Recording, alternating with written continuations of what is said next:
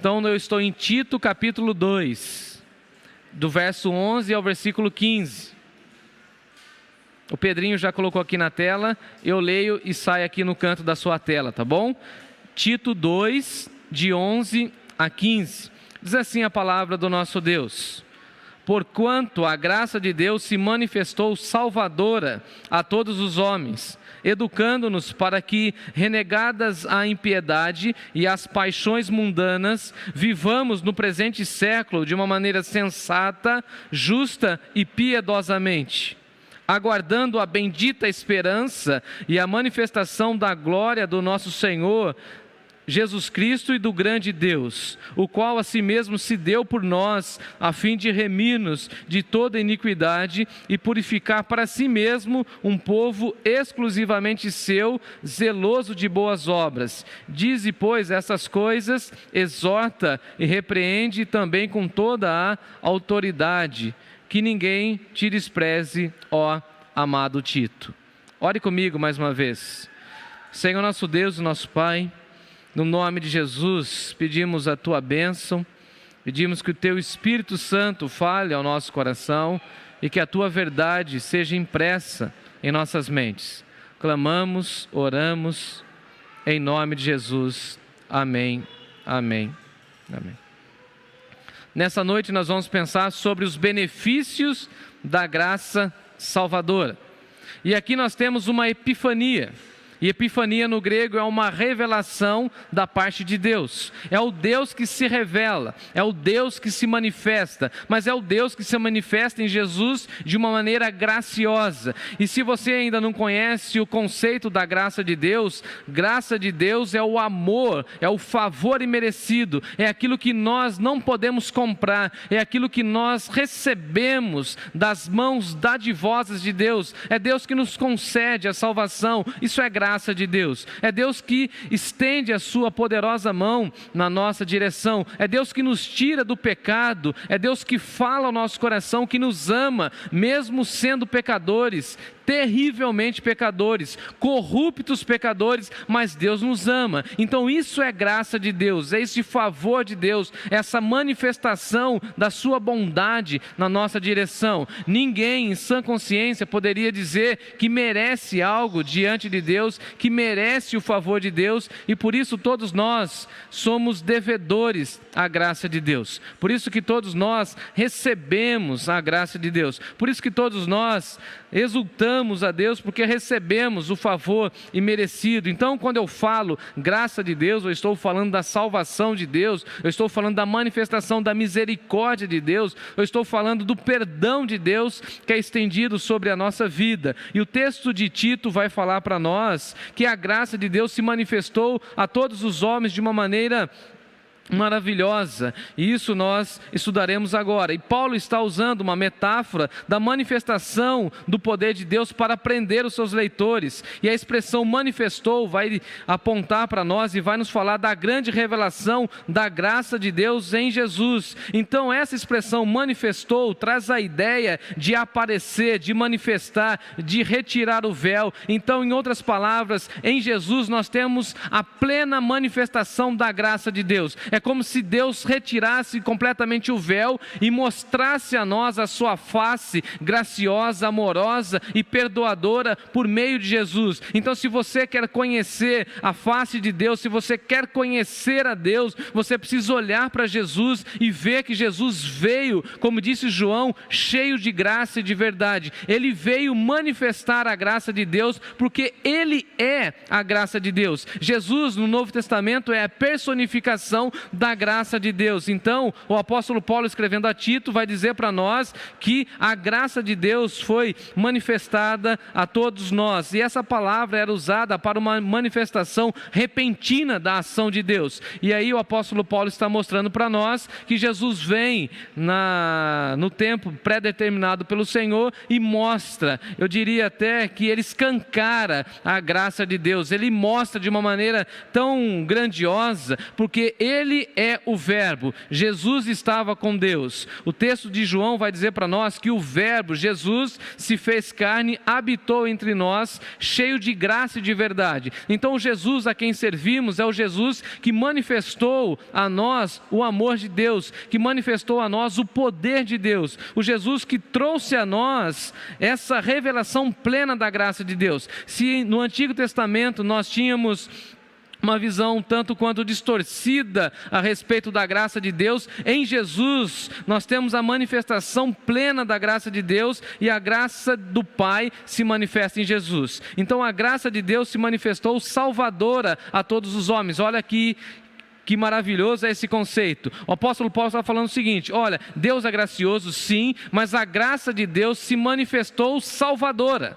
Então é a graça, olha que conceito incrível, a expressão grega é charis, a graça com a salvação, porque não faz nenhum sentido Deus manifestar a sua graça se Ele não manifestasse também a sua salvação. Então a graça é essa antecipação, esse momento em que nós podemos fazer a reflexão e Deus então concede a salvação. Que maravilhosa graça! Deus estende o seu perdão, Deus estende a sua misericórdia, fazendo com que nós tenhamos o entendimento de que somos pecadores e que não há outro remédio para o nosso coração a não ser a graça de Deus. A graça de Deus é o único remédio que sara o nosso coração, a nossa mente do pecado, que ficamos então livres do pecado por conta da graça de Deus. Então a graça de Deus é manifestada em Jesus de uma maneira salvadora, nos salvando da ira de Deus, nos salvando da condenação eterna, nos tirando do poço de perdição e nos colocando no reino de Deus. Então o apóstolo Paulo vai dizer para nós que essa graça de Deus, esse amor de Deus se manifestou de uma maneira salvadora, e essa salvação está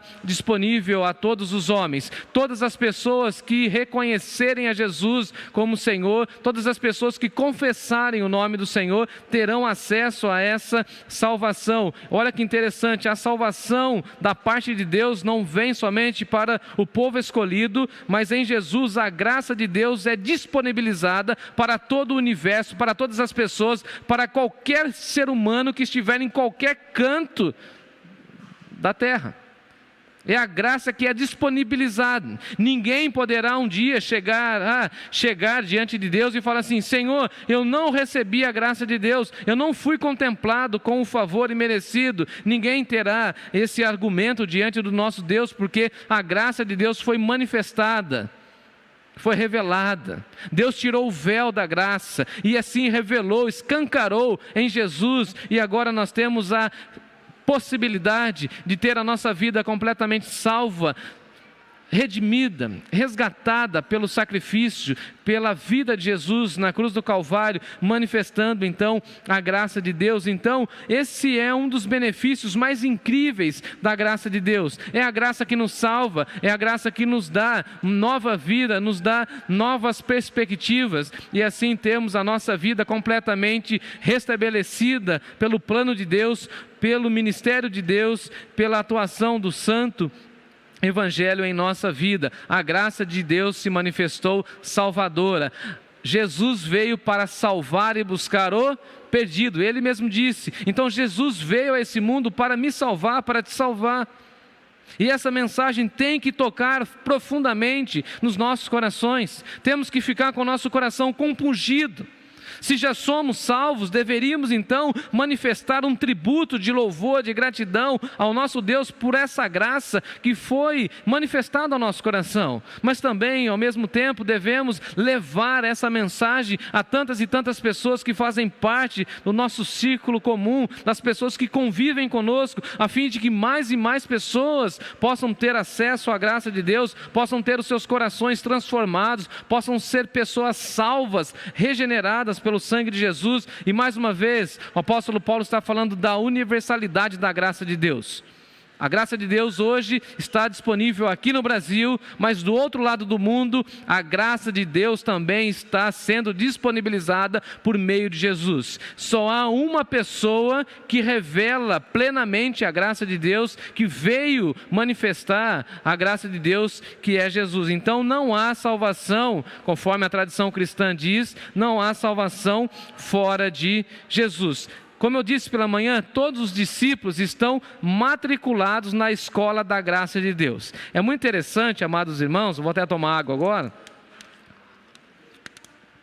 que quando a gente entra no ministério, quando a gente ouve o chamado de Jesus, aquela expressão vem e segue-me, quando nós aceitamos o desafio de seguir Jesus, nós somos incluídos, matriculados em algumas escolas, em algumas matérias que nós nem imaginamos. Por exemplo, não é o tema hoje, mas nós somos matriculados na matéria do discipulado. Vamos seguir o Mestre. E dentro dessa matéria nós temos o perdão, temos a manifestação do amor, da bondade, da generosidade. E aqui nessa noite eu quero trabalhar com essa ideia que os discípulos de Jesus são matriculados na escola da graça. Nós precisamos aprender a viver debaixo da graça de Deus. E é isso que o apóstolo Paulo está escrevendo a Tito. Depois de falar que a graça de Deus foi manifestada a todos os homens, o apóstolo Paulo vai falar que a graça de Deus se manifestou educadora. É isso mesmo, a graça de Deus, ela é educadora. Em outras palavras, a graça de Deus é a nossa professora. Em meio de pandemia, nós temos que valorizar, inclusive, os professores. Como são importantes os professores. Como a pedagogia tem feito falta às nossas crianças. Como é importante a figura do professor. E aqui o apóstolo Paulo, usando essa figura de linguagem, está dizendo para nós que a graça de Deus nos educa. E essa expressão é muito importante porque a graça de Deus vai tratando algumas questões e algumas mazelas do nosso coração, vai removendo alguns conceitos que tínhamos e que agora não podemos mais ter. A graça de Deus vai colocando, inclusive, em ordem, muitos conceitos que estavam completamente soltos na nossa mente, porque a graça de Deus se manifestou educadora. É muito interessante quando alguma pessoa, por exemplo, que não teve educação na casa, alguma criança que é muito bagunceira no seu convívio familiar, que não presta reverência, não tem cuidado com os seus pais, ou nem teve esse ambiente familiar, quando essa criança, ela adentra a igreja cristã, ela começa a fazer parte da classe do ministério infantil, automaticamente ela vai conhecendo a graça de Deus, e a graça de Deus vai educando, ao passo que a mãe chega a dizer: nossa, mas meu filho, ele era tão rebelde, ele era tão insubmisso, mas agora ele está sendo moldado, e a gente fala assim, não, é a graça de Deus. Quantas vezes nós acompanhamos pessoas que têm comportamentos estranhos, mas que quando se rendem à graça de Deus, a graça de Deus vai educando. É muito interessante ver pessoas que não davam nenhum crédito, nenhum valor à família, mas quando essa pessoa reconhece a graça de Deus e vive debaixo da graça de Deus, essa pessoa entende que ela precisa cuidar bem da sua família. É a graça de Deus educando, é a graça de Deus removendo pecados, vícios, temperamentos equivocados. E a graça de Deus se manifesta salvadora, e a graça de Deus se manifesta educadora. E agora é interessante que o apóstolo Paulo vai dizer para nós que a graça de Deus nos educa para quê?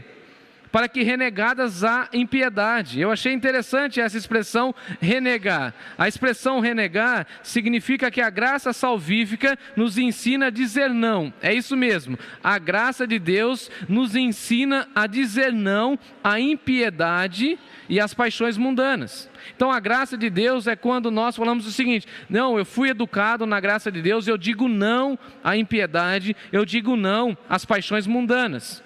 A ação educativa da graça de Deus em nós é visualizada na nossa negativa à impiedade. Nós estamos envolvidos e temos muitas pessoas ao nosso redor que são impiedosas, que não têm piedade, que não têm vontade de buscar a Deus, e nós precisamos negar, dizer não a esse tipo de comportamento, porque a graça de Deus vai educando o nosso coração, ao passo em que, por exemplo, as pessoas que estão do nosso redor não têm um desejo para ter uma vida piedosa. Nós, como cristãos, em meio à pandemia, temos sim que buscar uma vida de piedade, temos sim que dobrar os nossos joelhos e confiar no Deus soberano, temos sim que ler as Escrituras Sagradas, temos que buscar uma vida piedosa, porque a graça de Deus, essa graça que nos salvou, que nos tirou das garras de Satanás, essa graça nos leva a esse entendimento, essa graça que nos educa. A graça nos educa a rompermos com o nosso estilo de vida, a rompermos com o nosso vocabulário que não agrada a Deus, com palavras torpes. A graça de Deus nos ajuda a rompermos com o nosso modo de vida que não agrada a Deus. A graça de Deus nos educa a cuidar bem do nosso dinheiro e educar, inclusive, a nossa saúde financeira. A graça de Deus traz essa prioridade para nós, dizer não a uma vida impiedosa. A graça de Deus traz para nós as prioridades do reino. A graça de Deus nos educa a negarmos a impiedade, que é uma marca da humanidade sem Deus. Eu gosto daquela expressão de Davi, quando ele fala assim: parece que pereceu da terra o homem piedoso. Às vezes eu ando em Sorocaba, eu fico olhando e fico pensando, será que existe pessoas piedosas aqui na zona norte da nossa cidade? Será que tem pessoas que temem a Deus? Será que tem pessoas nesse Brasil que levam Deus em consideração? Se não tem essas pessoas, eu serei essa pessoa. Eu quero que a minha vida seja uma marca da graça de Deus. E eu quero que as pessoas vejam que a graça de Deus está me educando. E eu não posso ser reprovado, e você também não pode ser reprovado.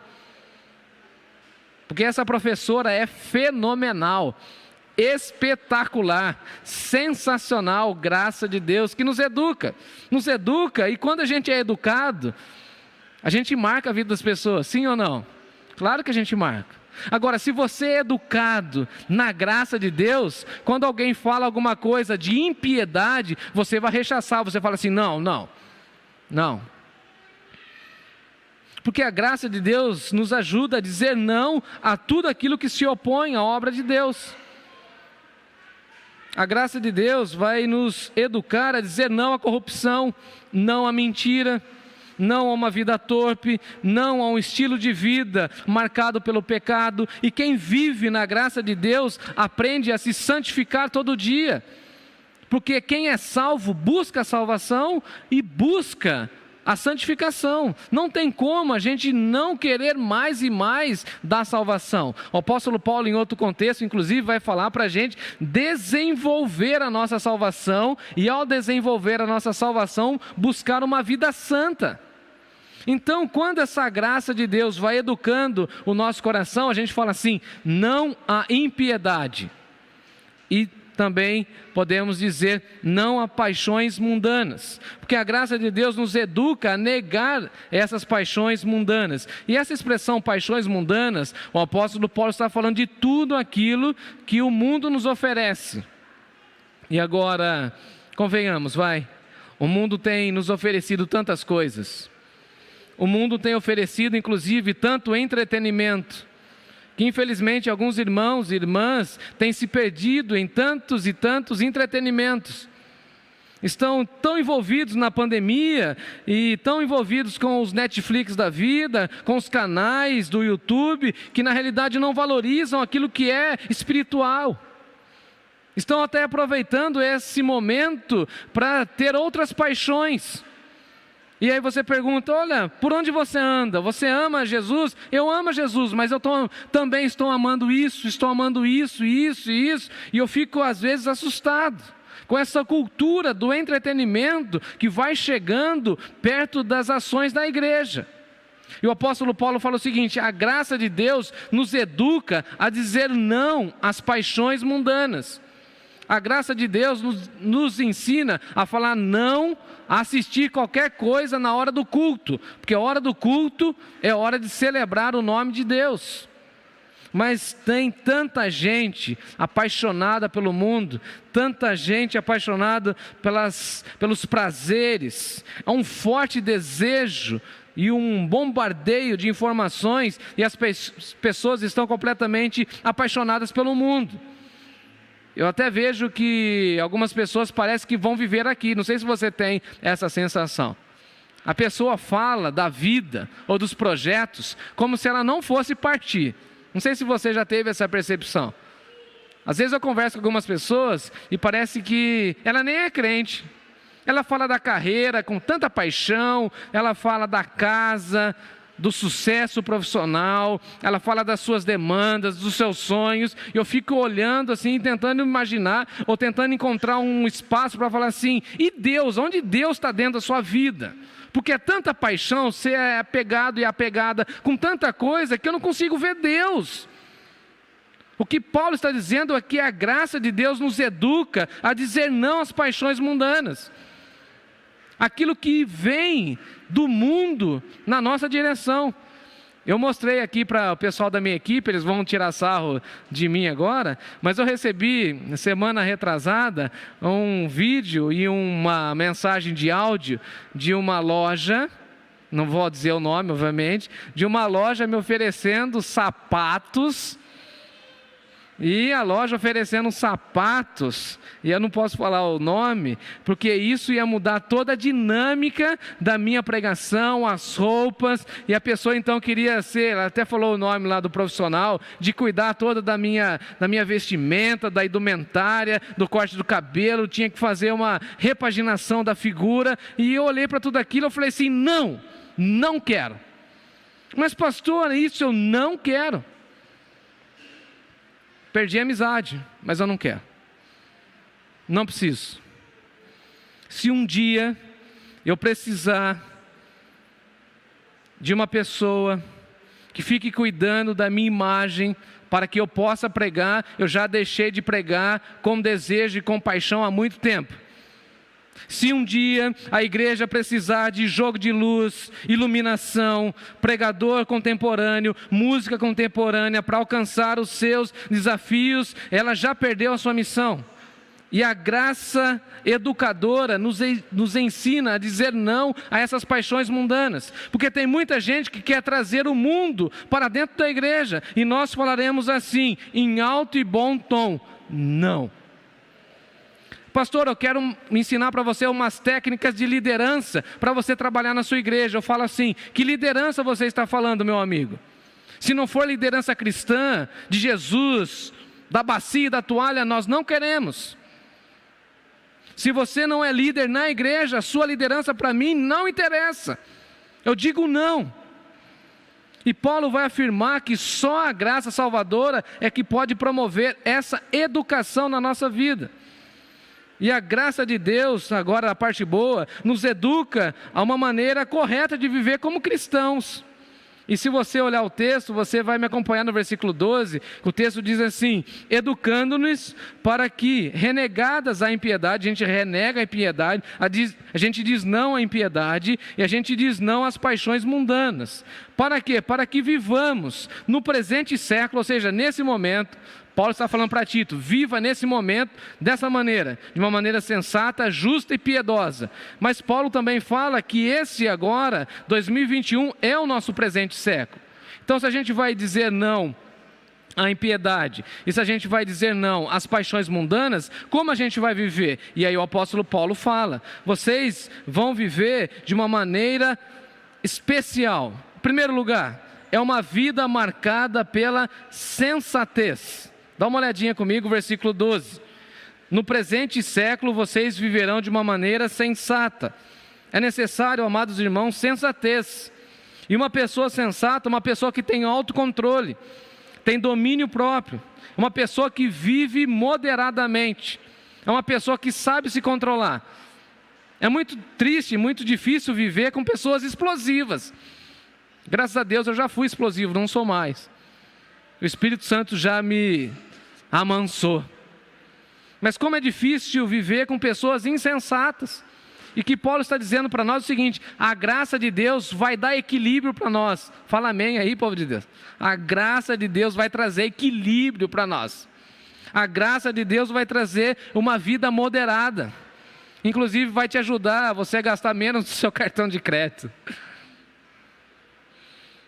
O cristão deve ser uma pessoa sensata, ou seja, uma pessoa equilibrada. E essa minha pergunta é inquietante. Quando as pessoas olham para mim e para você, o que elas veem?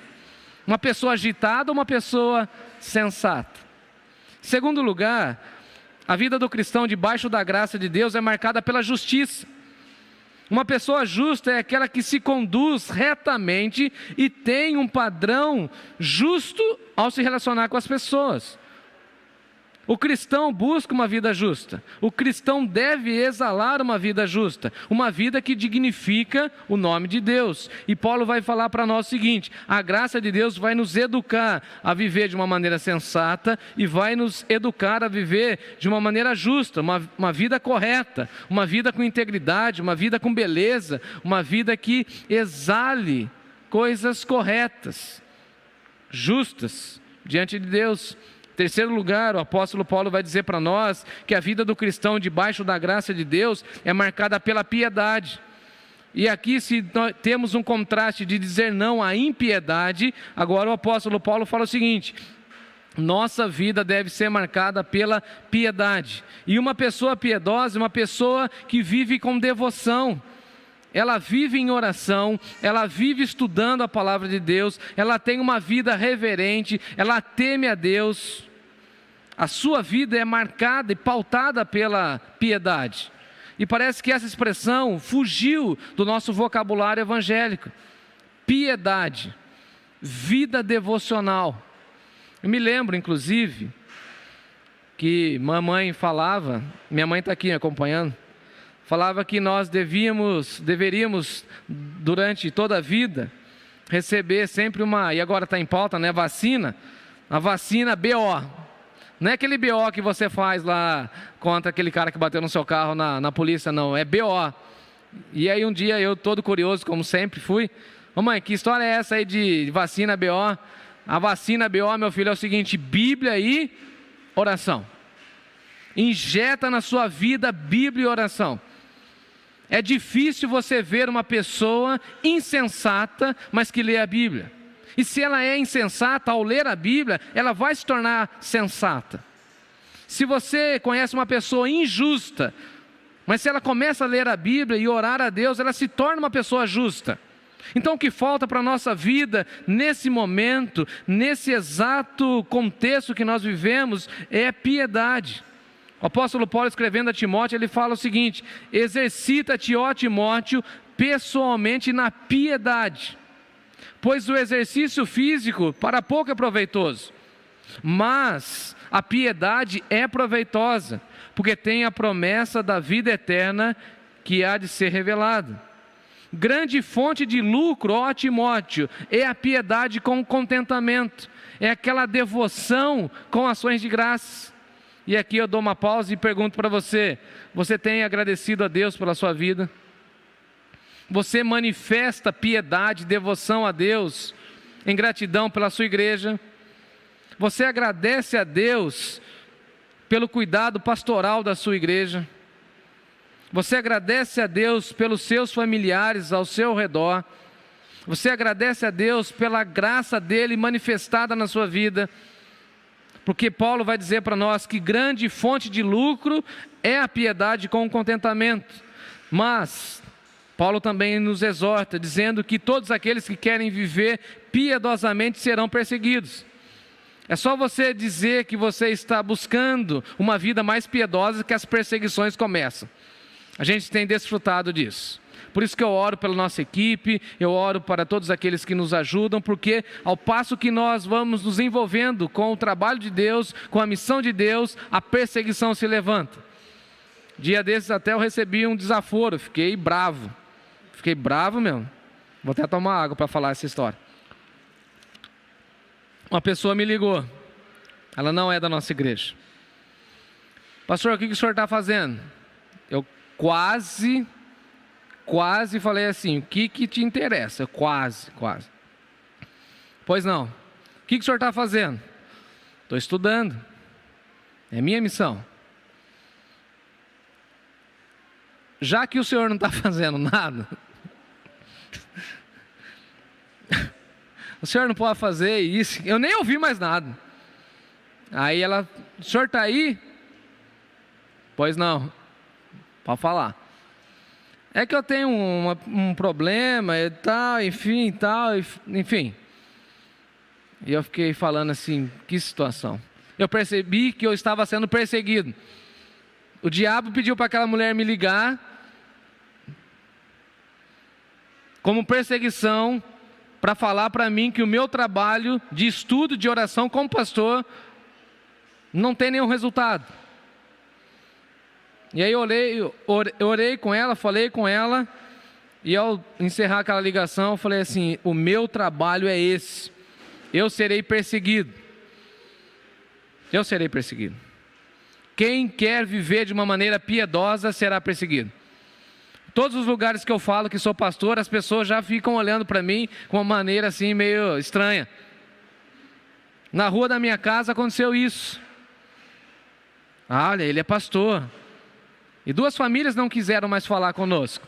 Ficaram assim olhando de forma meio estranha para nós. Mas ao passo em que um dos familiares sendo entubado na UTI, ela correu em nossa casa pedindo para que nós estivéssemos em oração. E a minha reação humana foi falar assim, não, siga a sua vida. Mas como pastor e como homem de Deus, eu falei assim, sim senhora, eu vou orar pela sua vida. E eu espero inclusive que vocês aprendam o poder da oração. Porque é sacrificioso ter uma vida de oração. É muita dedicação ter uma vida de oração. Para que as pessoas possam rechaçar a nossa fé, a nossa devoção. E Paulo fala o seguinte, todos aqueles que querem viver piedosamente serão perseguidos. Um vizinho aqui próximo à igreja me contou isso. E eu achei curioso a história dele. Depois de 2 semanas ausentes aqui da igreja, ao chegar aqui dia desses para o trabalho, tinha algumas coisas para fazer, falou, desse jeito, ô menino, senti sua falta. Aí eu falei para ele, eu estava ausente, eu tirei 15 dias de férias. Aí ele olhou para mim e falou assim, mas pastor tira férias? Eu falei assim, igual você tira lá na sua empresa, você não tira férias?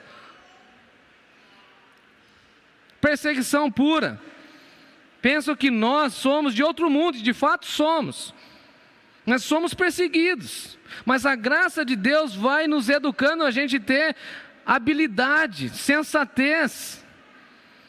E com muito jeito eu fui explicando para ele que nós também sofremos, que nós nos cansamos, que nós temos aflições, e por isso, como todo ser humano, precisamos de uma pausa.